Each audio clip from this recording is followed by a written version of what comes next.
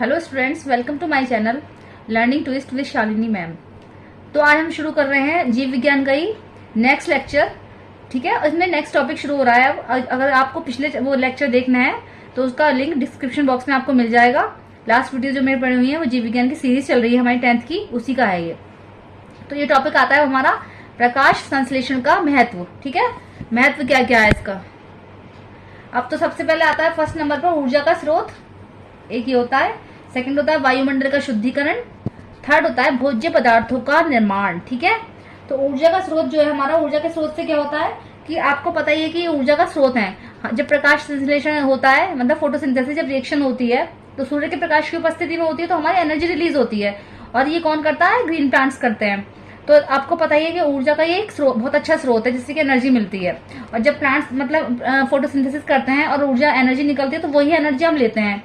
तो जिसकी वजह से क्या होता है कि हम सारे दिन की एनर्जी प्राप्त कर लेते हैं, काम काज में इजीली रहता है। इसलिए ऊर्जा का अच्छा स्रोत माने गए हैं हरे पौधे। ठीक है, अब सेकंड आता है वायुमंडल का शुद्धिकरण। हरे पौधे जो होते हैं वायुमंडल के शुद्धिकरण में बहुत महत्वपूर्ण भूमिका निभाते हैं। जैसे कि सबको पता है कि क्या करते हैं ग्रीन प्लांट्स, CO2 मतलब अपने अंदर लेते हैं और ऑक्सीजन को बाहर निकालते हैं, रिलीज करते हैं। तो जब फोटोसिंथेसिस की रिएक्शन होती है तो CO2 लेते हैं, ऑक्सीजन रिलीज करते हैं, तो इससे वायुमंडल का शुद्धिकरण होता है। तो मतलब वायु एटमॉस्फेयर जो हमारा शुद्ध हो जाता है। ठीक है, थर्ड आता है भोज्य पदार्थों का निर्माण। फोटोसिंथेसिस से क्या होता है, भोज्य पदार्थों का निर्माण भी होता है, ग्लूकोज बनता है। और पता है क्या होता है, जैसे कि प्रकाश संश्लेषण होता है तो ग्रीन प्लांट्स जो होते हैं भोज्य पदार्थ अपने अंदर भोज्य पदार्थों का निर्माण करते हैं। तो भोजन चाहे वो किसी भी रूप में मिले, जैसे कि प्लांट्स पे क्या होता है, फल आ गए तो फल में भोजन है, रूट्स में भोजन है, उसके स्टेम में भोजन है। भोजन अलग तरीके से प्लांट्स के अंदर होता है, चाहे वो किसी भी रूप में मिल जाए। जैसे आप लगा लो कि अगर तने में भोजन है, शुगर केन होता है, गन्ना हम लोग खाते हैं तो गन्ने में भोजन कैसे होता है? गन्ने में आप लोग सोचोगे भोजन कहाँ है, लेकिन गन्ने में भोजन संचित होता है। जो हम रस चूसते हैं वो प्लांट्स का भोजन है। ठीक है, तो उनके अंदर भोजन स्टोर हो रहा है, तो यानी भोज्य पदार्थों का निर्माण भी होता है इससे। और जैसे क्या कोई फ्रूट्स हो गया, कुछ हो गया, अब जैसे रूट्स हो गई, अरबी होती है सब्जी, आलू हो गया, ये सब, प्याज हो गई, ये अदरक हो गया, ये सब स्टेम है। मतलब किसी भी रूप में प्लांट्स में भोजन संचित हो सकता है। ठीक है, और पता चल गया ऊर्जा का महत्वपूर्ण स्रोत है ये। वायुमंडल का शुद्धिकरण भी करते हैं, तो शुद्धिकरण में भी ये चीज आती है। जैसे ऑक्सीजन कितनी है हमारे वायुमंडल में? 21% है। कितनी है? 21% ऑक्सीजन है। ठीक है, और क्या है CO2 कितनी है? CO2 जो है हमारे कितनी है? 0.03%। ओके, अब क्या हो गई? अब वो 0.4% हो गई है वैसे तो। इसलिए जो है हमारा जो एटमॉस्फेयर है पॉइजनस हो गया है। ठीक है, CO2 ज्यादा बन रही है तो तभी तो कहा जाता है कि पेड़ पौधे लगाओ। तो जितने हम पेड़ पौधे लगाएंगे तो CO2 को वो उतना ही अपने अंदर खींचेंगे और ऑक्सीजन को रिलीज करेंगे। अब पेड़ पौधे इतने ज्यादा है नहीं तो सारा एटमॉस्फेयर जो है विषैला हो रहा है, पॉइजनस हो गया है, ऑक्सीजन की कमी हो रही है वायुमंडल पर। तो ये परेशानी आ रही है, इसीलिए हरे पौधे लगाने चाहिए। वृक्षारोपण का महत्व इसीलिए बताया गया है। ठीक है, अब आता है नेक्स्ट टॉपिक परपोषी पोषण। परपोषी पोषण, इसमें क्या होता है कि ऐसा पोषण बताया था मैंने पिछली वीडियो में कि ऐसा पोषण जिसमें जीवधारी भोजन के लिए हरे पेड़ पौधों पर निर्भर होते हैं, परपोषी पोषण कहलाता है। और जो ऐसे जीवधारी होते हैं वो परपोषी पोषक कहलाते हैं। ठीक है, इसमें क्या होता है, इसमें दूसरे पे डिपेंड होते हैं परपोषी में। ठीक है, एक स्वपोषी हो गए वो तो अपने आप बनाते हैं, मतलब ग्रीन प्लांट्स, जैसे ग्रीन प्लांट्स हो गए। परपोषी में आता है मनुष्य और सारे एनिमल्स आ गए जैसे जो दूसरे पर डिपेंड है। ऐसा पोषण जिसमें जीवधारी भोजन के लिए हरे पेड़ पौधों पर निर्भर रहते हैं परपोषी पोषण कहलाता है। और ऐसे जीवधारी परपोषी पोषक कहलाते हैं। अब इसकी डेफिनेशन ये आती है जैसे कि ऐसा पोषण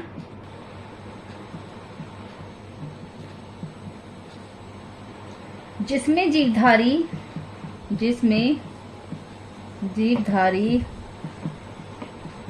भोजन के लिए हरे पेड़ पौधों पर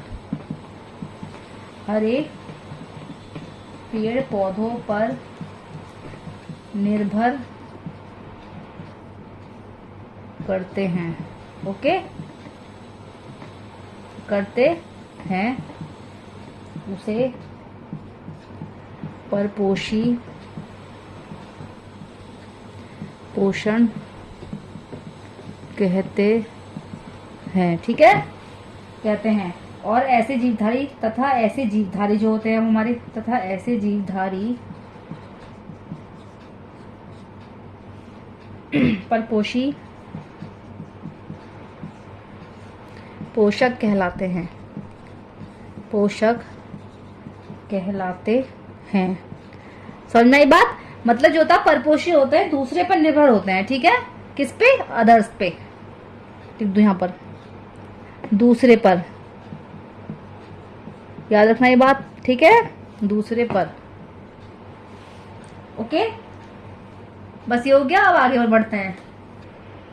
तो बच्चों अब टॉपिक आता है परपोषी पोषण के प्रकार, मतलब टाइप्स ऑफ परपोषी पोषण के प्रकार, ठीक है। तो कितने तरीके का होता है ये? 3 तरीके का होता है। एक तो होता है मृतोपजीवी, मृतोपजीवी, ठीक है, मृतोपजीवी पोषण हो गया हमारा। सेकंड होता है परजीवी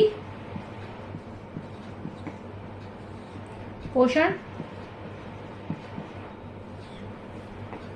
थर्ड होता है प्राणी संभोजी, प्राणी संभोजी पोषण, ठीक है। अब क्या होता है, मैं आपको ऐसी स्टडीज नहीं करवा रही हूँ, ये जो टेबल वगैरह बनवा के लिखवाती हूँ जिससे कि आपको इजीली याद हो जाए। इससे जब ये चार्ट पढ़ लोगे, आप चार्ट समझ लोगे, तो ये माइंड में एकदम क्लिक कर जाएगा और आप आराम से अच्छी डेफिनेशन इससे बना सकते हो। छोटे छोटे क्वेश्चन इसमें से बन जाएंगे, एमसीक्यू आएंगे या कुछ भी आएगा ऑब्जेक्टिव क्वेश्चन, आप आराम से इससे कर लोगे और इजिली आपको समझ में भी आ जाएगा। डिटेल स्टडी बाद में कराएंगे, आगे चलते रहेंगे, कराते रहेंगे। अब ये सारे पोषण के तरीके के हो गए, कितने प्रकार का होता है। तो मृतोपजीवी पोषण में क्या होता है, मृतोपजीवी कैसे होते हैं, जैसे कि किसी की डेड बॉडी होती है एनिमल्स की, या किसी की सड़ी गली एनिमल वो होती है डेड बॉडी, तो उससे पोषण लेते हैं ये, ठीक है। तो कौन कौन से होते हैं, जिसमें आ जाते हैं एग्जाम्पल में सूक्ष्म जीव, कौन से, माइक्रो ऑर्गेनिज्म, सूक्ष्म जीव, ठीक है। सूक्ष्म जीव में एक तो मशरूम हो गया, मशरूम सूक्ष्म जीव हो गए, ठीक है। और सूक्ष्म जीव जो होते हैं हमारे अपघटक का कार्य करते हैं। किसका? अपघटक। ये क्या करते हैं, जैसे डेड बॉडी पे पड़े रह गए किसी की डेड बॉडी में, उसको तोड़ देते हैं, छोटे छोटे पार्ट्स में तोड़ के वातावरण में मिक्स हो जाता है, वो सारा खा लेते हैं उसको, वो सब वातावरण में मिक्स हो जाता है, जिससे कि हमारा वातावरण दूषित नहीं होता, ठीक है, और एटमोस्फेयर हमारा सारा क्लीन रहता है। तो ये मृतोपजीवी जो होते हैं वातावरण को क्लीन करने का कार्य भी करते हैं। तो मशरूम जो है, इसमें मशरूम वो वाला मशरूम नहीं है जिसका सब्जी बनती है, होता वो भी मशरूम है, और एक मशरूम और होता है, ठीक है। तो डेड बॉडीज पर जैसे कभी कभी हो जाता है कि आपने देखा हो लकड़ी सड़ जाती है, कोई लकड़ी पे उग जाता है मशरूम, ठीक है। तो बहुत सारी चीजें खेतों में हो जाता है मशरूम, जब सड़ी गली चीजों पे उगता है, तो ये वही मशरूम है, ठीक है। मशरूम 2 तरीके का होता है, एक पॉइजनस होता है और एक नॉन पॉइजनस होता है। जो हमारे घर में यूज हो रहा है वो नॉन पॉइजनस है, ये वाला जो मशरूम है ये पॉइजनस होता है, ठीक है। ये मृतोपजीवी पोषण में आता है। जैसे क्या होता है, गाय का गोबर वगैरह हो गया तो उसमें आ जाता है बरसात में। तो सेकंड आता है परजीवी पोषण, ठीक है। परजीवी पोषण हमारा क्या होता है, 2 तरीके के परजीवी होते हैं। कौन कौन से? एक तो होते हैं बाह्य परजीवी, एक्सटर्नल होते हैं, और एक होता है इंटरनल अंत्य परजीवी। कौन? अंत्य परजीवी।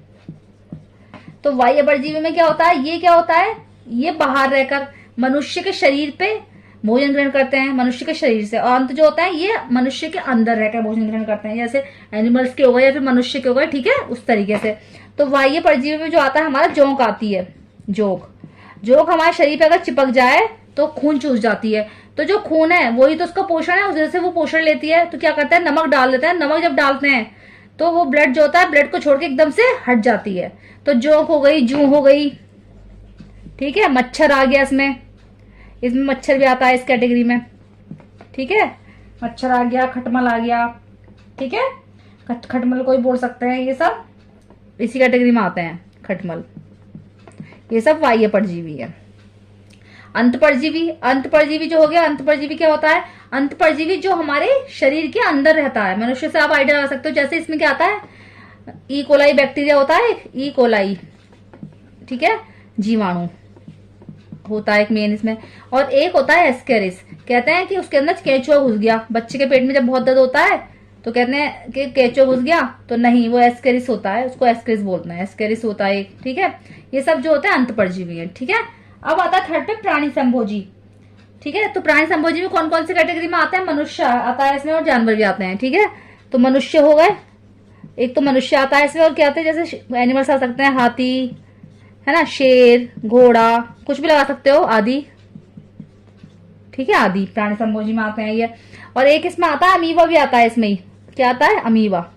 अमीबा क्या होता है? अमीबा आप लोग कहोगे वो तो वो है, लेकिन इसका क्या जीवधारी है, लेकिन अमीबा भी एक ऐसा जीवधारी है, इसके वो भी ऐसी भोजन ग्रहण करता है। वो छोटे अपने से छोटे जीव को पकड़ के उसे खा जाता है, वो भी प्राणी संभोजी के अंतर्गत आता है। ठीक है, तो ये होगा परपोषी पोषण के प्रकार। सब उम्मीद करती हूँ सब समझ में आ गए होंगे अच्छे तरीके से। मृतोपजीवी, परजीवी और प्राणी संभोजी। मृतोपजीवी मैंने बता दिया किस तरीके का होता है, परजीवी और प्राणी संभोजी सब समझा दिया है मैंने, तो आप लोगों को सब समझ में आ गया होगा। अब चलते हैं नेक्स्ट टॉपिक पे। तो अब आता है बच्चों कि जीव अपना पोषण कैसे लेते हैं। ठीक है, जीवधारी कैसे पोषण लेते हैं इसका तरीका बताएंगे। तो सब में अलग अलग तरीके से पोषण होता है। जैसे फर्स्ट नंबर पर है अमीबा में पोषण, उच्च वर्ग के जंतुओं में पोषण, मनुष्य में पोषण और पोषण के चरण। ये 4 टॉपिक्स में आपसे बात होगी।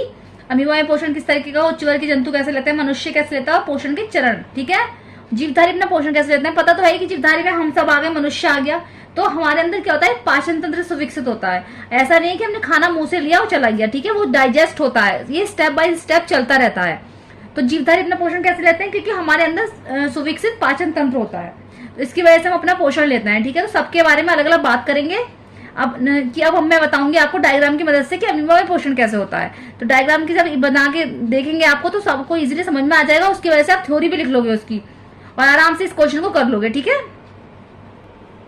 अब बात करेंगे अमीबा में जंतु संभोजी पोषण कैसे होता है। ठीक है, तो डायग्राम मैंने बना दिया है, डायग्राम आप देख लेंगे, डायग्राम की वजह से आपको सब कुछ क्लियर हो जाएगा।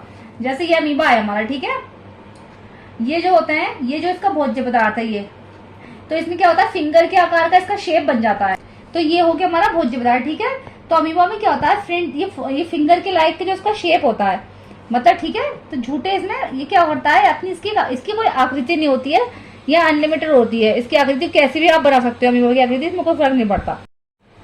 तो इसमें फिंगर लाइक शेप होता है। ठीक है, ये होती है वैक्यूल इसकी, है ना। और इसमें क्या होता है, इधर से जब खाना चला गया तो ये जो होता है इसके फिंगर लाइक जो स्ट्रक्चर होता है, तो खाना जो होता है ना वो खाना इसमें फंस जाता है। ठीक है, और खाना जब फंस जाता है इसको, तो इन्हीं की सहायता से ये अंदर इसको ले लेता है, खाना ग्रहण कर लेता है खाना। और जो ये इसके जो पैर होते हैं ना, ये अंदर छुप जाते हैं, तो पैर इसके तभी निकलते हैं भोज्य पदार्थों को जब ये अंदर लेता है। ठीक है, अंदर ले लिया इसने, इसके निकल गए, फिर ये छुप गए, झूठे पैर होते हैं इसके, ये छुप गए। और क्या होता है, जब ये अंदर ले लेता है तो ये अंदर ही अंदर डाइजेस्ट कर लेता है इसको, और डाइजेस्ट जब ये कर लेता है, डाइजेस्ट करके ये बाहर इसी तरीके से झूठे ही पैर होते हैं उसकी सहायता से बाहर निकाल दिया जाता है। ठीक है, खाना ग्रहण करा, डाइजेस्ट हुआ और बाहर निकल गया, तो बाहर निकालने के लिए भी इसमें क्या होता है, ये फूड्स बन जाते हैं इसके जो होते हैं, मतलब फिंगर लाइक जो स्ट्रक्चर होता है फिंगर टाइप, उसमें बन जाता है, तो ये खाना भी इसका एक्सक्रेशन कर दिया जाता है, बाहर निकल जाता है। ठीक है, अमीबा में जंतु संभोजी पोषण होता है। अब मैंने समझा दिया किस तरीके से खाना लेता है, कहाँ से खाना जाता है, फंसता है, अंदर ग्रहण करता है, डाइजेस्ट होता है, फिर उसको बाहर निकाल लिया जाता है। ठीक है, नेक्स्ट टॉपिक। तो बच्चों अब आता है उच्च वर्ग के जंतुओं में पोषण। ठीक है, ये कैटेगरी आती है। तो जीवधारी को मैं बता चुकी हूँ कि जंतु जो होते हैं विषमपोषी होते हैं, हरे पेड़ पौधों पर निर्भर होते हैं, और भोज्य पदार्थ जटिल से इसमें क्या होता है, सरलतम में चेंज हो जाते हैं। ठीक है, क्या क्या होता है, जंतु विषमपोषी होते हैं, हरे पेड़ पौधों पर निर्भर होते हैं, और भोज्य पदार्थ जो होते हैं इसमें जटिल से सरलतम में चेंज हो जाते हैं। ठीक है, तो उच्च वर्ग में पोषण में क्या आता है, उच्च वर्ग के जंतु में कैसे होता है, उच्च वर्ग के जो जंतु होते हैं उसमें कौन सा पोषण होता है, इसमें होता है जंतु संभोजी। कौन सा होता है, जंतु संभोजी पोषण। इसमें कौन सा आता है, उच्च वर्ग के जंतु में हम भी आ गए। ठीक है, जंतु संभोजी पोषण होता है इसमें। ठीक है, इसमें जो पोषण के चरण है, कितने चरण है इसमें, पोषण के चरण होते हैं। अब मैं पोषण के चरण आपको बता रही हूँ, इसको डिस्कस करेंगे। तो कौन कौन से चरण होते हैं, नंबर 1 पे होता है अंतग्रहण। क्या होता है, अंतग्रहण। सेकंड होता है पाचन। थर्ड होता है अवशोषण, अवशोषण। फोर्थ पे आता है इसका स्वांगीकरण, स्वांगीकरण। अब आता है फिफ्थ पे आता है वही क्षेपण, वही क्षेपण, या फिर आता है मल त्याग। ठीक है, जो वेस्ट हमारे बाहर निकलते हैं उसको बोलते हैं मल त्याग। ठीक है, तो इसके 5 स्टेप्स होते हैं, पोषण के चरण होते हैं। मनुष्य में जो पोषण होता है या फिर उच्च वर्ग के जंतु मान लो 5 स्टेप्स होते हैं इसके। अंतग्रहण हो गया, पाचन हो गया, अवशोषण, स्वांगीकरण और मलत्याग या फिर बहिक्षेपण। ठीक है, तो इसमें सब स्टेप से चलेंगे। ये नहीं कि आपने स्वांगीकरण पहले लिख दिया फिर अवशोषण बाद में लिख दिया, पाचन पहले कर लिया, ऐसा ना करते हो कि डाइजेस्ट कर लोगे पहले फिर खाओगे क्या खाना, है ना। फिर कैसे, सबसे पहले क्या करें, अंतग्रहण करेंगे, हम इसको मुंह में लेंगे, फिर इसका पाचन होता है, फिर इसका अवशोषण होता है, फिर स्वांगीकरण होता है, फिर मलत्याग होता है, लास्ट में मलत्याग होता है। तो ये पोषण के चरण है, इसको जो डिटेल स्टडी करेंगे नेक्स्ट टॉपिक में। तो बच्चों अब टॉपिक आता है अंतग्रहण। ठीक है, सबसे पहला टॉपिक जो है इसमें अंतग्रहण है, जिसमें पोषण के चरण जो होते हैं उसमें सबसे पहला टॉपिक क्या आता है हमारा, अंतग्रहण। तो हम इसमें क्या करेंगे, एक एक टॉपिक की डिटेल स्टडी करेंगे। ठीक है, मतलब मैं बताऊंगी सबको, सब में कि किस किस अंग का क्या क्या कार्य है, मतलब क्या क्या होता है चरण, पोषण के चरणों में। तो अंतग्रहण में क्या होता है, भोज्य पदार्थों का मुंह में लेना। क्या होता है अंतग्रहण, भोज्य पदार्थों का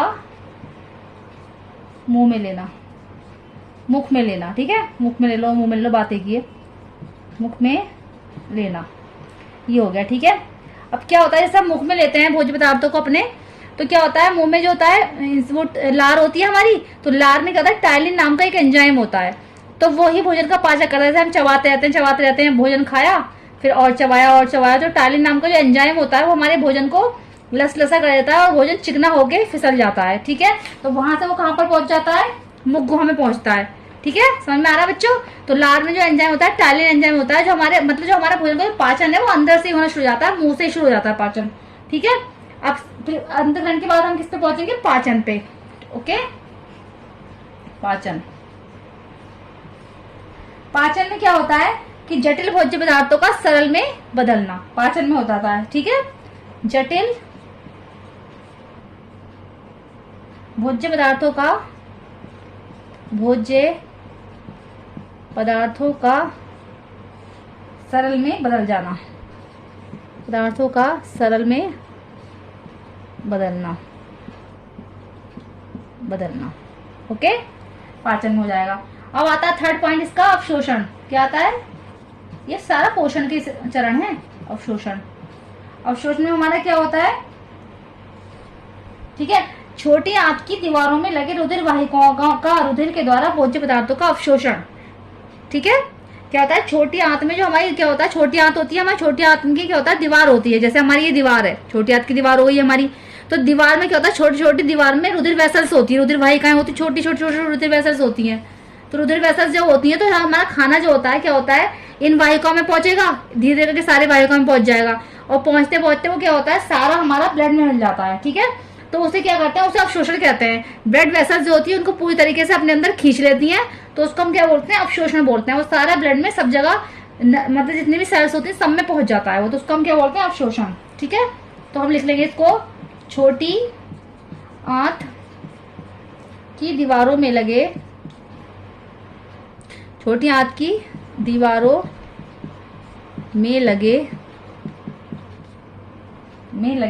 रुधिर वाहिकाओं, रुधिर वेसल्स होती हैं। ठीक है, रुधिर वाहिकाओं के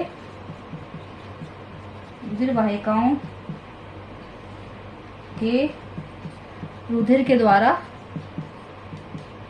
द्वारा भोज्य पदार्थों का अवशोषण होना, रुधिर के द्वारा भोज्य पदार्थों का अवशोषण होना,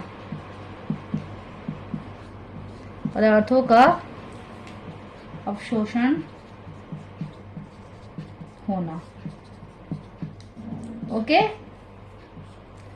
होना। ठीक है, तो इसमें हमें जैसे पता है, ये क्वेश्चन ऐसे हो जाता है कि अंतग्रहण का क्या कार्य है, किस तरीके का होता है अंतग्रहण, पाचन क्या होता है, अवशोषण क्या होता है, ये वाहिकाओं द्वारा छोटी आंत की दीवारों में लगे रुधिर वाहिकाओं के रुधिर के द्वारा भोज्य पदार्थों का अवशोषण होना। समझा दिया मैंने इसका कि अवशोषण होता क्या है। अब फोर्थ पॉइंट पर आता है हमारा स्वांगीकरण। क्या आता है, स्वांगीकरण। ठीक है, स्वांगीकरण आता है। स्वांगीकरण में क्या होता है, इसमें क्या होता है, इसमें भोज्य पदार्थों का रुधिर वाहिकाओं के द्वारा शरीर के प्रत्येक कोशिका में पहुंचना। ठीक है, ये तो अवशोषण हो गया। ये क्या है, ब्लड वेसल में खाना पहुंच गया, हमारा अवशोषण हुआ, छोटी आंत की दीवारों से रुधिर वाहिकाओं के द्वारा सारे वो ब्लड वेसल्स में हमारा पहुंच चुका है, अवशोषित कर लिया, उसने अब्जॉर्ब कर लिया अपने अंदर। अब वो क्या होता है, वहां से होता है शरीर के प्रत्येक हिस्से में पहुंच जाएगा, तो उसको हम बोलेंगे स्वांगीकरण। भोज्य पदार्थों का रुधिर वाहिकाओं के द्वारा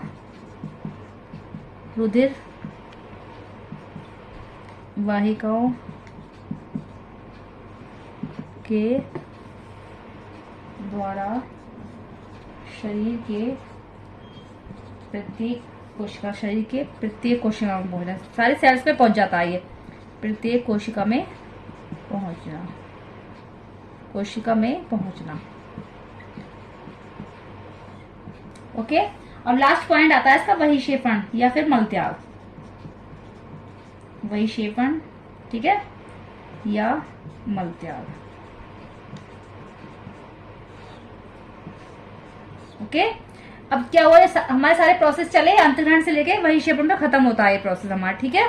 अब ऐसा नहीं होगा कि आपने अवशोषण पहले लिख दोगे या फिर ये लिख दोगे स्वांगीकरण पहले, नहीं, सबसे पहले अंतर्ग्रहण ही होगा, मुख से तो खाना लेंगे और मलत्याग के द्वारा वो खाना निकल जाएगा, जितना वेस्ट होगा वो निकल जाएगा। तो अपाच्य भोज्य पदार्थों का उत्सर्जन होना ही बहिक्षेपण कहलाता है।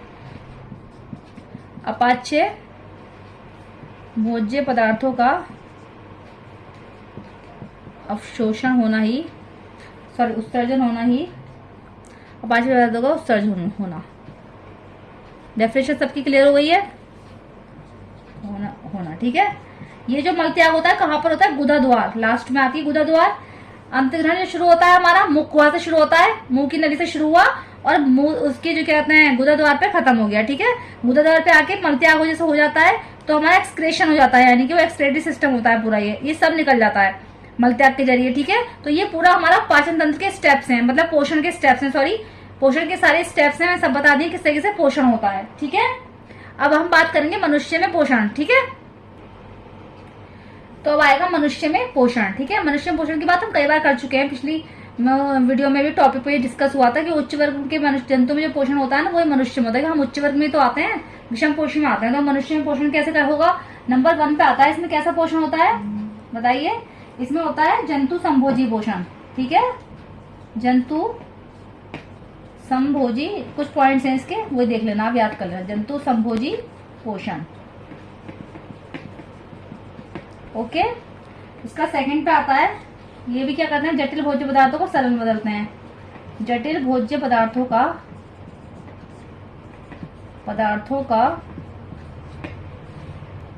सरल में बदलना, सरल में बदलना, ओके, ठीक है। अब आता है थर्ड पर, एंजाइमों की उपस्थिति। पता ही है, मैंने बताया अभी कि हमारे अंदर क्या है, एंजाइम होते हैं, एनिमल्स में भी होते हैं एंजाइमों की उपस्थिति। जैसे मैंने बताया था कि लार में हमारा टाइलिन नाम का एंजाइम होता है, ठीक है। तो जिससे उसकी वजह से उसका पाचन होने लगता है, हमारे खाने का पाचन होता है, ठीक है। और ऐसे हमारे शरीर में कई सारे एंजाइम पाए जाते हैं और एनिमल्स में पाए जाते हैं, क्योंकि हम मनुष्य हैं। तो मनुष्य में क्या होता है? एंजाइम की उपस्थिति होती है, और जो प्लांट्स होते हैं उसमें क्लोरोफिल होता है, हरित लवक, तो इसलिए वो अपना भोजन बनाते हैं, ठीक है। तो एंजाइमों की उपस्थिति हो गई। और फोर्थ पॉइंट पर आता है पाचन तंत्र के द्वारा पाचन। हमारे अंदर क्या होता है? पाचन तंत्र होता है, पाचन तंत्र के द्वारा पाचन। आप अपने ऊपर आइडिया लगा के देखेंगे मनुष्य को तो खुद समझ में आएगा क्लियर कि क्या क्या चीजें होती हैं। पाचन तंत्र के द्वारा पाचन क्या होता है? इसमें हम लोग के मनुष्य में और एनिमल्स में सुविकसित पाचन तंत्र होता है, ठीक है।